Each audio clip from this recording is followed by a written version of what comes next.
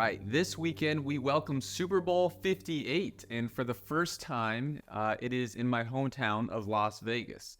Will I be attending, you ask? Hell no. I will be watching from the comfort of my own couch, just high as a fucking kite with a delicious assortment of greasy foods that I prepared in advance. That being said, I am ready to discuss all of the ins and outs of one of the biggest American pop culture events of the year. First, we'll talk about the two teams. We have the Kansas City Chiefs and the San Francisco 49ers. Do I like either of the teams? No. And despite the fact that I think it will be a good game, I think the large majority of the country wanted to see the Lions versus the Ravens. But, here we are, Super Bowl 58. Side note, I really think it's poor branding for the NFL to still be holding on to these Roman numerals for the Super Bowl logo. I just don't get it. Unless they're tattooed on you, I'm going to go out on a limb and say it takes the vast majority of Americans at least 5 to 10 seconds to figure out what number Super Bowl it is every year. It's like this year, it's LV. I think that's just ridiculous. It just doesn't make sense. Who is going to be the guy within the organization to step up and say enough is enough? It's got to go. It's got to happen. Time is now. But speaking of the number 58, that leads us to the real thing that's on everyone's mind, Taylor Swift. Everyone's asking, will Taylor Swift be there? Will Taylor Swift attend? And of course you will. Do you know why? Because of this odd infatuation that her fan base has with the number 13. But it's Super Bowl 58, right? What's 5 plus 8? 13. And the plane ride from Tokyo to Las Vegas is 13 hours. And when she arrives on February 11th to 13, she will be attending her 13th Kansas City Chiefs game of the season. And who's her boyfriend playing? None other than the San Francisco 49ers.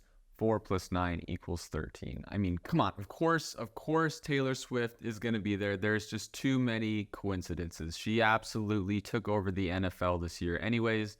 But what would be a fun little game to play, I think, if she does come? But a nice little drinking game where you take a shot every time she is either mentioned or anytime they show her during the entire duration of the game. I think they might say Taylor Swift more than they will even Usher. And plus, if she's in a Capital One commercial or something, or maybe a Disney Plus because her concert movie is going to be streaming on there soon, I just think it's going to be a lot. And you are going to get absolutely hammered. And if this little drinking game gains some actual traction, there would be more women calling out of work on Monday, I think, than men. And fun fact, did you know 16.1 million U.S. workers are expected to call in sick on Monday with the Super Bowl flu?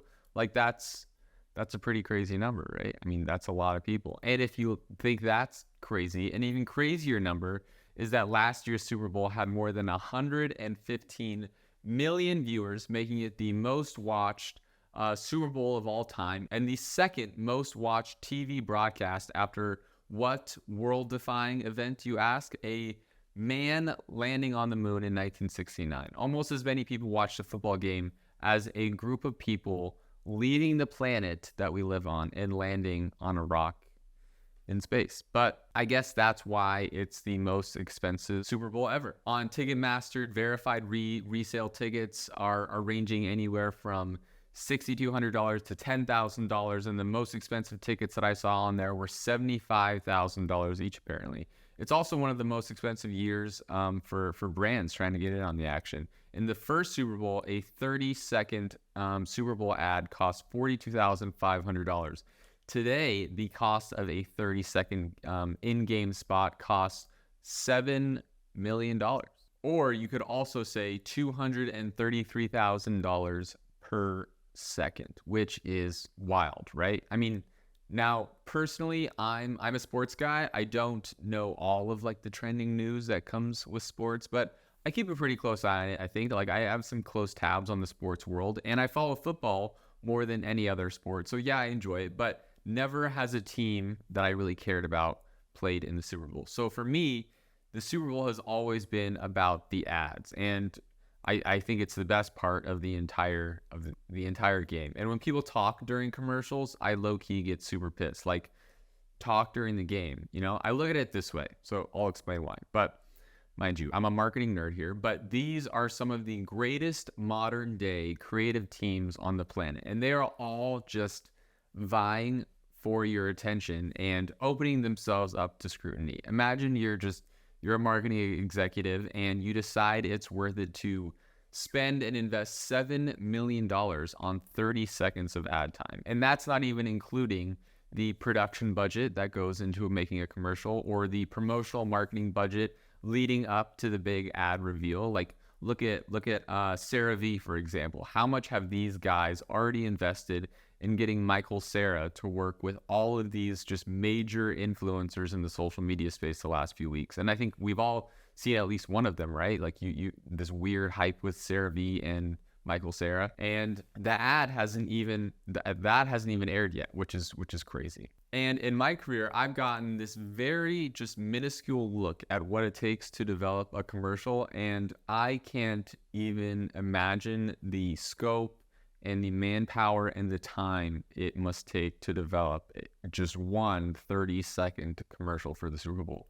And then imagine it's like time to unveil your creative baby and some drunk dude at the party just starts talking throughout the entire spot. Like, fuck, that is annoying. And if I ever got lucky enough to be a part of a team that develops a Super Bowl commercial, I think that would definitely happen to me. Someone's just gonna talk over my commercial. That's just my luck. But I think that would still be the pinnacle of a career accomplishment for me. Anyways, a kid can dream. What I should be more concerned about, though, is the game day food. So ESPN actually surveyed Americans to see what they want to see at a Super Bowl party, and their go-to main course dish was surprisingly chicken wings at 32%, and pizza came in second with 25% of the vote. And when it comes to dips, Americans ranked queso first at 25%, and buffalo chicken dip came in at a strong second, which both I'd love to see at a Super Bowl party. I think both are great options. I think a solid dip makes a meal.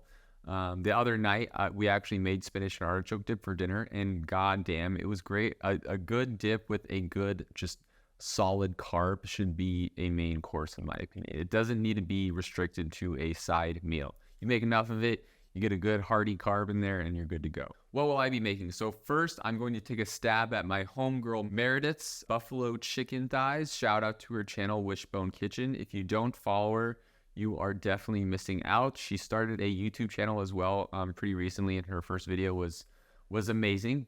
So that's going to be kind of like the main kind of dish there. But next, we're working on some caprese finger sandwiches, toasted bread, mozzarella, tomato, roasted peppers, a little prosciutto, olive oil, and a little vinegar maybe on there. They're going to be great. And then we've got some eggplant risotto, avocado egg rolls, pretzel bites with queso, chips and dip. And the homie is bringing over some dessert. So yeah, needless to say, it's going to be a wild day of eating, I think. And to wash it all down, we're going to go with some Captain and Dr. Pepper cream soda. But it's going to be exciting also because we got these Baccarat Rouge crystal cocktail glasses as like a wedding gift, and we haven't used them yet. And I'm really excited to use a glass that is going to be even more expensive than the entire grocery list. Yeah, hopefully it'll be a good meal. Apparently my Valentine's Day present from my wife also could potentially be getting here early, which is a Headley and Bennett like smock. So that'll be really cool. So fingers crossed that I get to break that bad boy open during this cooking madness. But yeah, it should be a good time, I think. I'm not crazy about this Usher halftime show performance. I've never listened to Usher.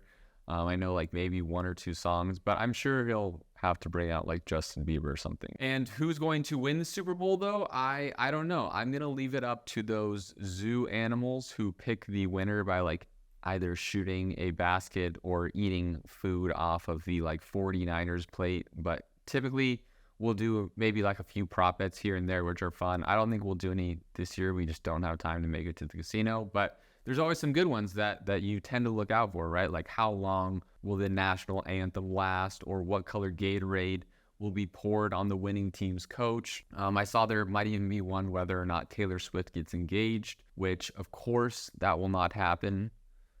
Or will it? it's time to put your money where your mouth is if you're this confident about it, I think. So that will be interesting. But yeah, I also think it's kind of interesting how the entire country just comes together for this unofficial holiday, you know? What I always wonder is what do they do with the Super Bowl champion shirts for the team that doesn't win? Like the team that loses, they have all these shirts just ready. Like who gets those t-shirts? I think it'd be kind of fun to collect those t-shirts, I think. So if you know, give me a shout in the comments. That's kind of a fun, interesting thing. They make at least hundreds of t-shirts that are ready, but that you just never see them. But anyways, it should be a good little event, I think. So that, yeah, it's exciting. I appreciate you listening, and I hope you have a great week and have a fun Super Bowl yourselves. And I will talk to you next week.